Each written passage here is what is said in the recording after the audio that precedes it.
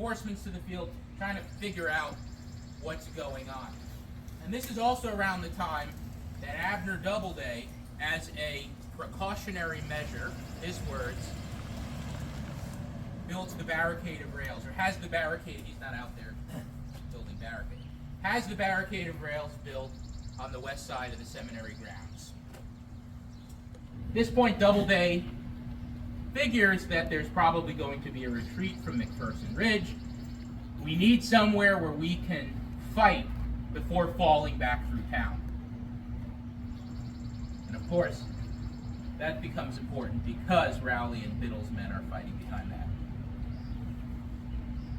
So, Biddle's brigade, formerly Thomas Rowley's brigade, the one that he's paying the most attention to, is out in a pretty uncovered position on McPherson Ridge.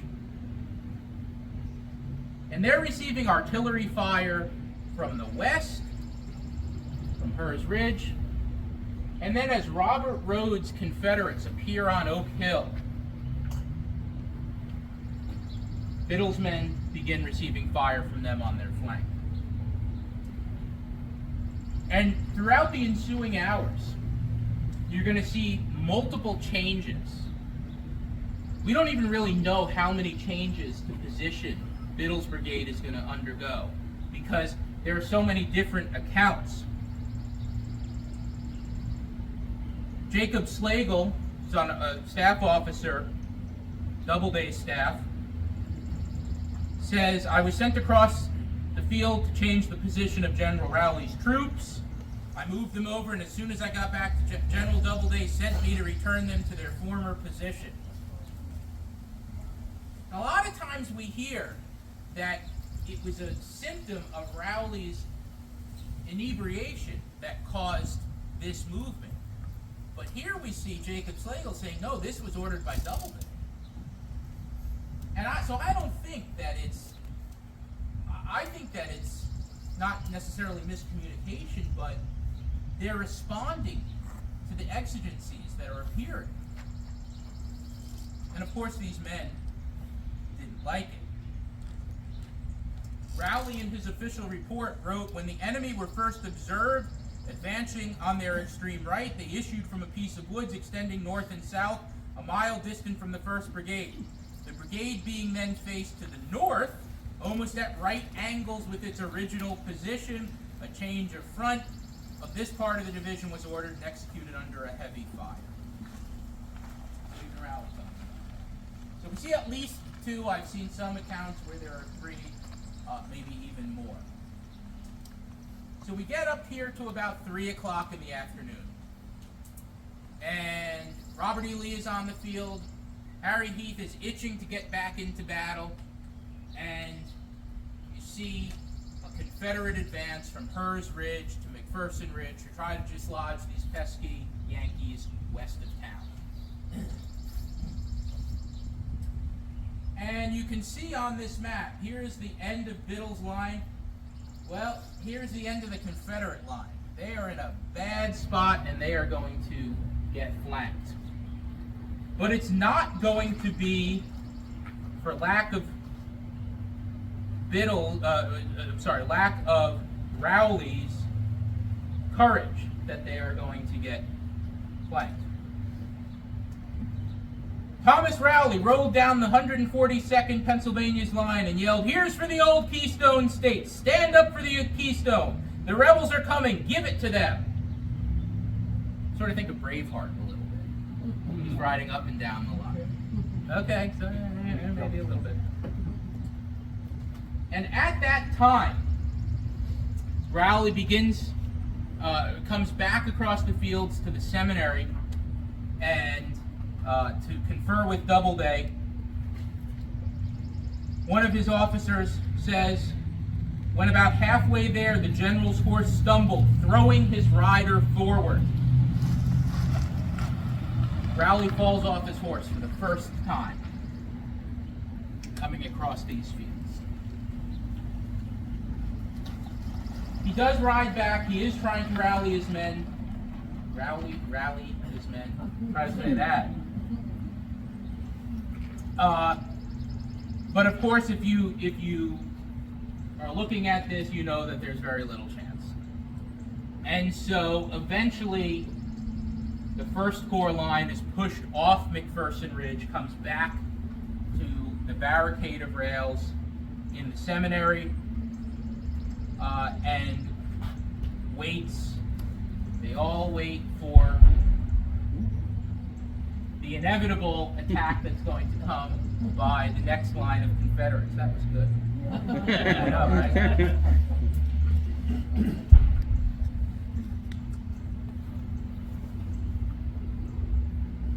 Major James Glenn of the 149th Pennsylvania says of Rowley, he told my men, he told me to rally my men and hold that position if possible. This is the barricade line. At the same time, he said it was for the sake of Allegheny County, not let them fall back and the enemy get in here. He's on the road from Gettysburg leading past the Seminary.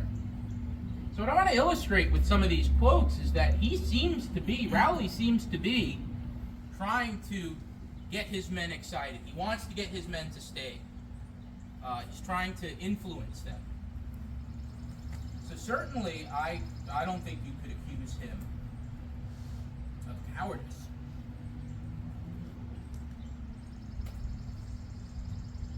The barricade line being pushed off McPherson Ridge towards Seminary Ridge.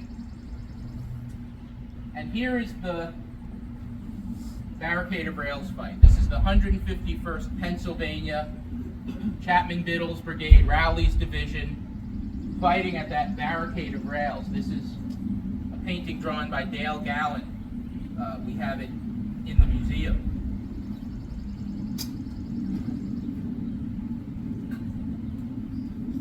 Jacob Slagle says, they were too much for us. We had stretched out our men until we had but a single line, while the enemy advanced upon us in two lines. So eventually, that barricade line is going to fail. If you come back at 4 o'clock, we'll do the final attack walking tour. We'll talk all about that. Oh, good. And guess who's leading that tour? If you're not tired of me.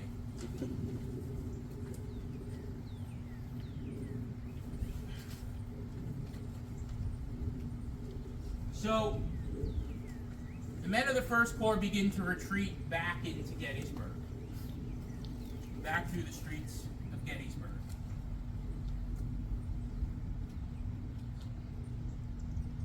Rowley is traveling with some troops, with some officers, and he approaches Stevens Run, which is the run that runs through Gettysburg, just down the end of the slope of the hill here, sometimes called the Tiber. Craig Wadsworth says, I saw him fall from his horse when he was falling back to the town from Seminary Ridge. We were riding back. I was with him at a trot or a gallop. William Wilson, acting Assistant Adjutant General to General Rowley, wrote, I did not see General Rowley thrown from his horse. I learned immediately after he had been thrown from his horse. I was, I suppose, 2 lengths of the horse ahead of him. I was on my way to the hospital at the time, all of us making our way into town. When I heard the general, I was thrown, I supposed, at the ditch. I near came, read his writing is difficult. I came near being thrown off myself. The ditch was concealed 10 or 15 feet distance from my horse. From it, my horse cleared it, but I understand after the general stopped suddenly when he came to it, the sudden stopping of his horse, it occurred to me at the time, was the probable cause of him being thrown. Okay, Rowley goes off his horse again. This is the moment that you sense a change in Rowley. It's after this event that people start saying that he looks drunk. I think he had a concussion. Okay, so you may ask yourself, well, if he wasn't drunk, why was he falling off his horse so much? How many people are asking that of themselves? Let me read an account from a surgeon who inspected Rowley that morning. I was called to see General Rowley the evening he took command of the brigade. He was then suffering with boils. I examined him and remarked I thought it would be difficult for him to ride horseback. My attention was again called to him at Emmitsburg. I considered him not competent to go into an engagement on horseback. Once remarked it to him on the 1st of July. It was from boils on the upper 1/3 of the thigh. On the inside, he had 2 smaller ones. I am positive the largest was about the size of a hen's egg. He would not ride at the time sideways, not astraddle. He would sit in most any position except the natural one to ride easy. That comes from William T. Humphrey's official statement at the court-martial of General Rowley, which, thanks to the National Park Service, I have a copy of. He wasn't falling off his horse because he was drunk. He was falling off his horse because he was riding side saddle. Did I just blow anybody's mind here? It's hard enough to ride them naturally. Right? Right? And he's used to, I'm sure that he was brought up, you know, everybody knew how to ride. He was brought up riding astride the saddle. Now he has to change, and that's going to throw him off. Okay. It's not a side saddle. It's not made from it. Yeah, exactly. All right. So it's after this incident that you start to see a change in Rowley. Gets back on his horse. He rides into town. It's somewhere along the. It's somewhere at the corner of Baltimore Street and where the Farnsworth House is. I can't. What's that street? South Street. South Street. Somewhere around there, he is going to run into Lysander Cutler, and they're going to get into a fight. Where are those notes? I'm so excited. I'm getting my notes out of whack.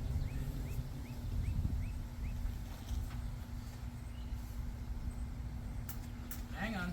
There we go. There's a traffic jam at that point between Biddle's men, Stone's men, Meredith's men. They're intersecting with Baxter, Paul's, and Cutler's men. He gets into a fight at this point with Lysander Cutler. Mainly around, he chooses this moment to tell Cutler about what he saw about the 7th Wisconsin soldiers earlier in the day. I also think, in addition to the fact that I think he had a concussion, he's also in a tremendous amount of pain, you have to imagine, from these boils. It's hot, and I'm sure that he is frustrated, as is probably most of the people on that day. So I have to imagine that he's got a bit of a short fuse at this moment, and he takes this opportunity to lay into Lysander Cutler.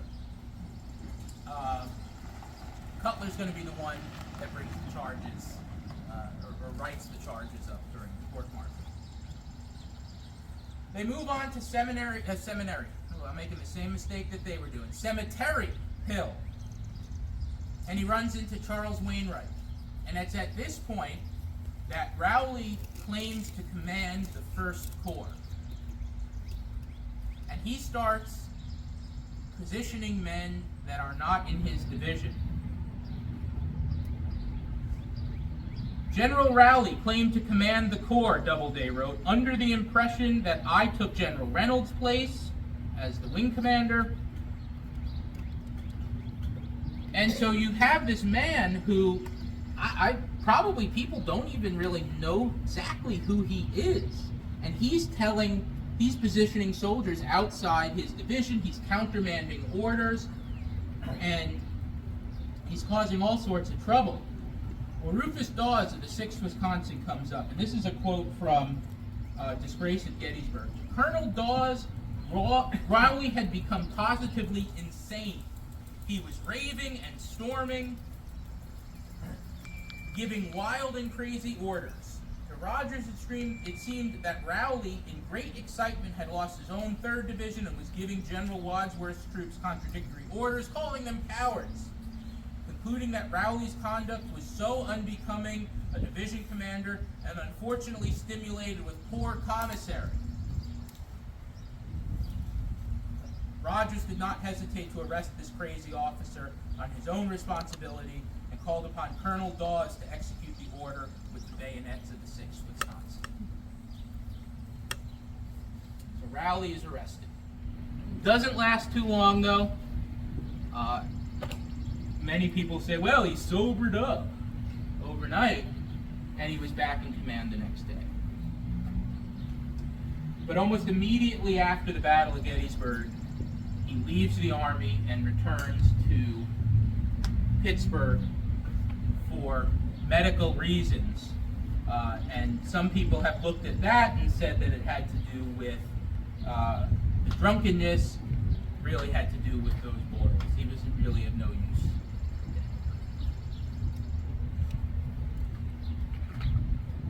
The court-martial in April 1864. So Raleigh, after his medical leave, goes up to a recruiting station in Maine, and he's brought back to the army in April of 1864 around Culpeper. He doesn't know that he's getting court-martialed till he goes and assumes that he's going to be put back in command. Suddenly he sees these charges.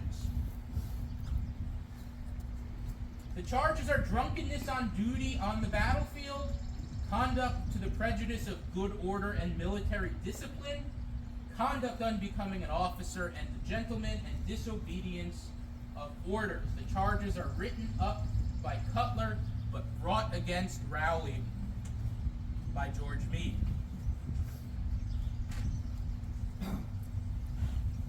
Over the period of about a week, you're going to see a string of different witnesses to that day come and give their testimony in front of this court-martial.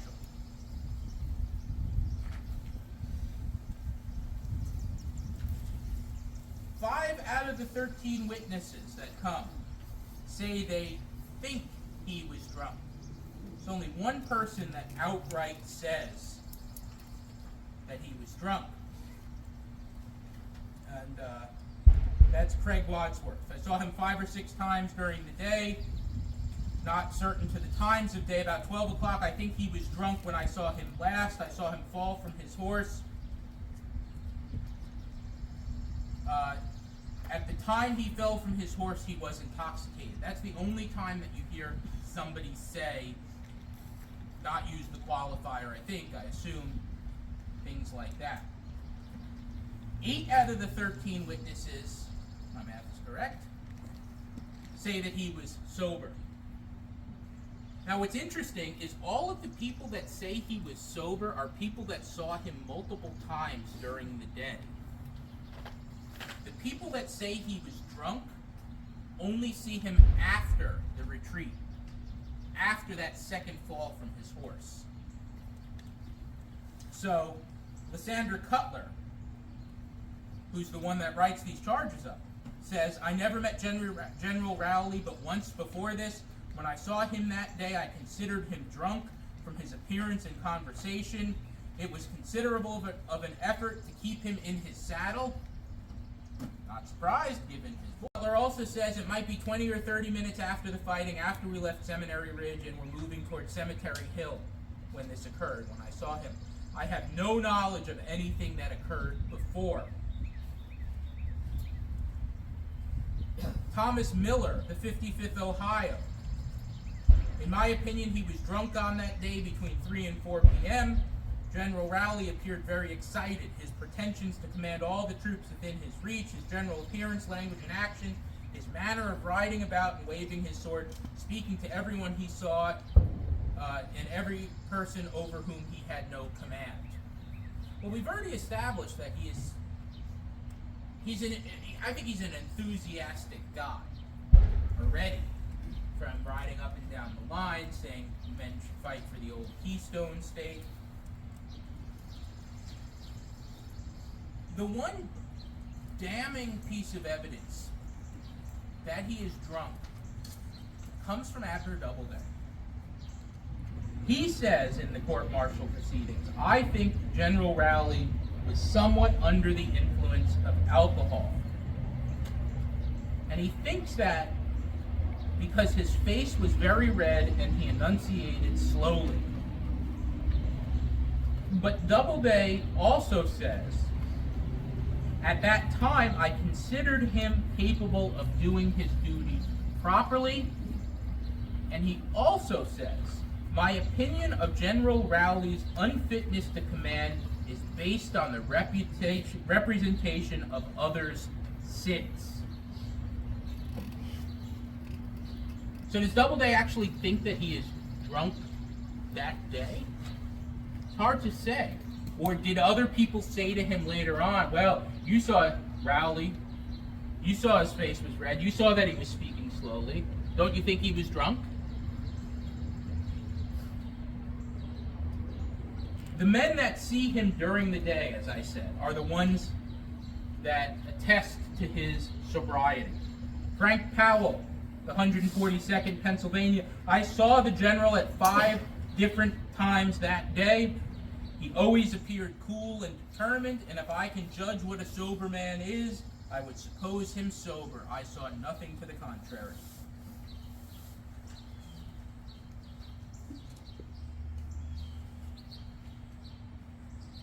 H.N. Warren, Major, 142nd Pennsylvania.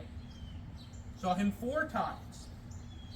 The 4th time I saw him was back at the breastworks at about 4 o'clock. He was trying to rally the men. He said, if I can remember distinctly, we must hold this hill. He rallied a good many of his men. I thought he was perfectly sober. I could see nothing that indicated any intoxication about him.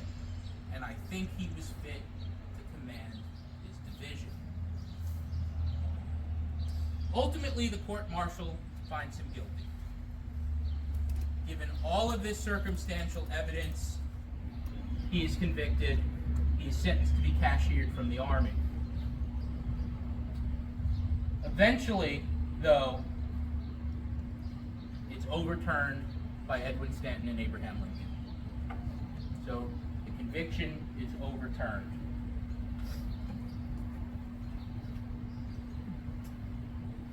But in the court of public opinion, in the historiography of Gettysburg, as we established at the beginning, he is always going to be known as that drunk from Pittsburgh who screwed up on July 1st. So I started with some questions, and I'm going to provide some thoughts. Question: what was the command structure on Seminary Ridge, and did it fail? Probably the command structure fails in the evening.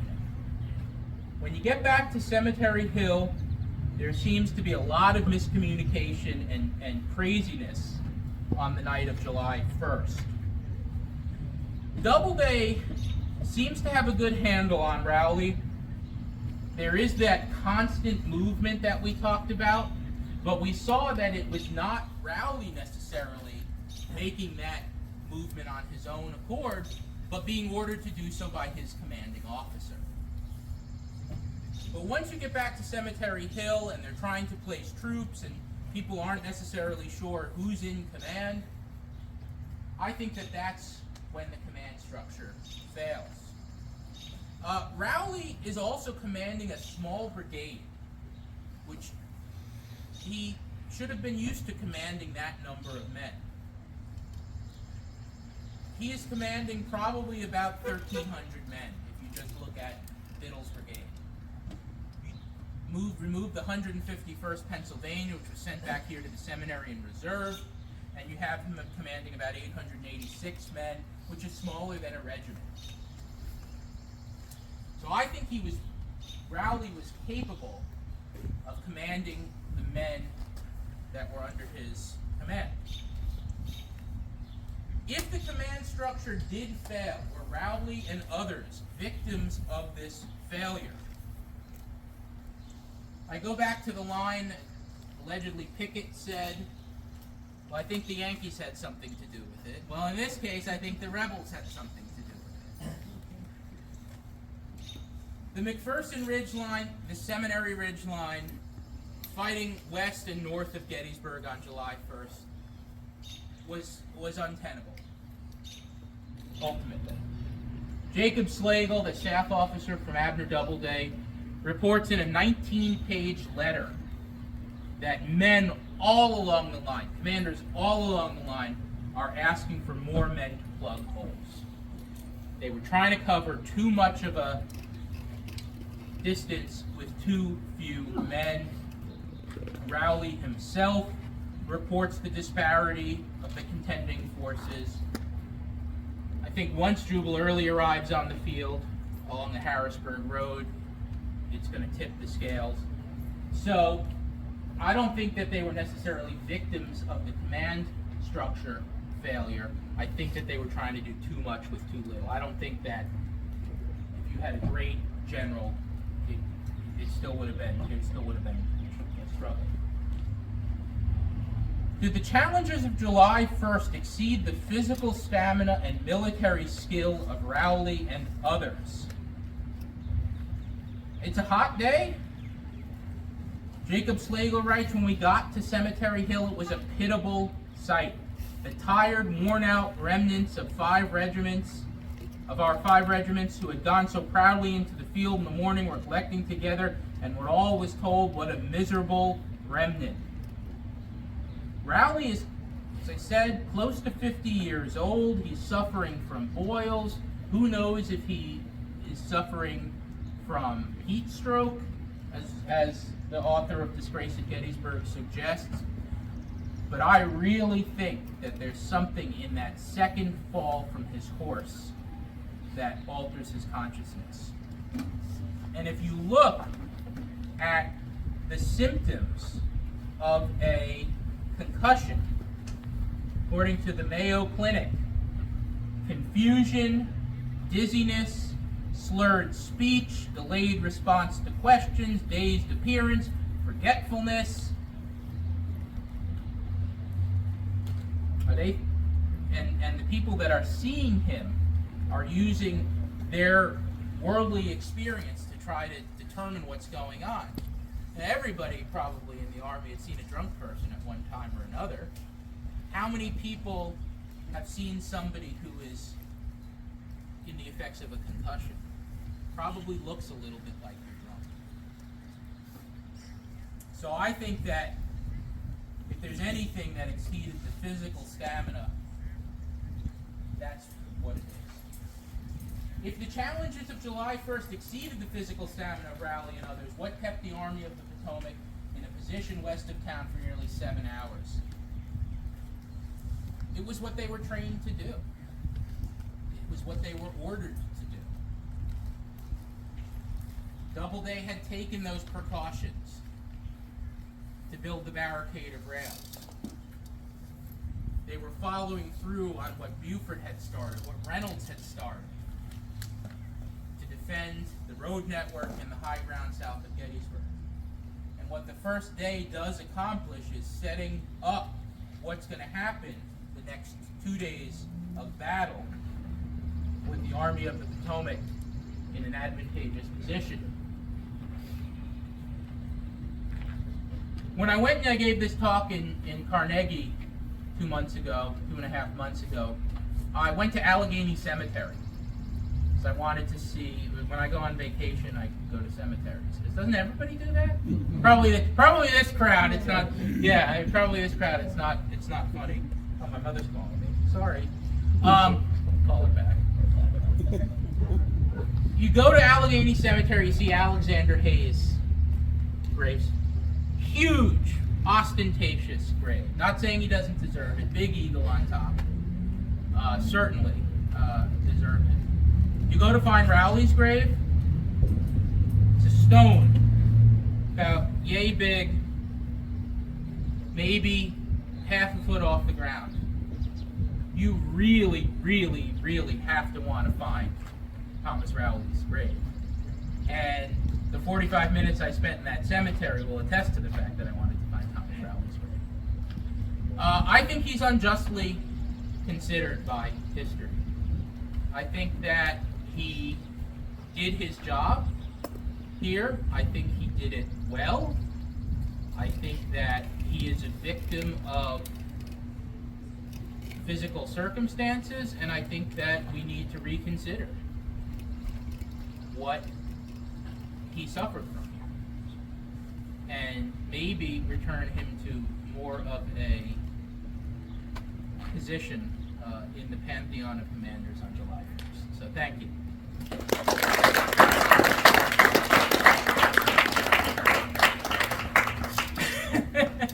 Well, David Atkinson has a question. Oh, surprising. So you gave the 3 quotes from the various historians to start off. And so are they working off of the same set of sources and making different judgments? Yeah. And particularly with Coddington. Now, you weren't born with Coddington, which is great in his book. But he has a million things to decide. So is he taking a glance at Thomas Rowley and saying, okay, I got conflicting testimony and I'm going to hedge it a little bit? Yeah, I mean, you read the court-martial record. You know, 13 witnesses are testifying. You know, it's easy to look at these and say, oh yeah, he's drunk, and then, you know, with historical scholarship, you know, one person says something, and then instead of maybe, you know, the next person going back and pulling this to do a first day, they're going to go to Coddington and say, oh, well, Coddington said this, and the next person is going to go back and read Fons and say, oh, that Fons said this. You know, if I hadn't gone and tracked down that book, which again I said I maybe have the only copy in the world, I would have probably fallen into the same trap as the other authors. I mean, I've been interpreting this part of the battlefield for 10 years, and I thought he was. I can remember standing out there with Michael Drees, who wrote the book on the 151st and the book on the Seminary Hospital. And I remember standing out there with Mike Drees and going, oh yeah, that drunk Rowley. So I think that it you know, it's like a snowball. Once it takes off, it takes off. And, you know, when Coddington is writing, do we know? I didn't look at the footnotes if he actually pulled this, or if he was looking at a secondary source that had already interpreted it. And he's here when the raid up in Chambersburg in 1864. But once that department is abolished, he goes back to law practice, and he practices in Pittsburgh. It's escaping me right now why they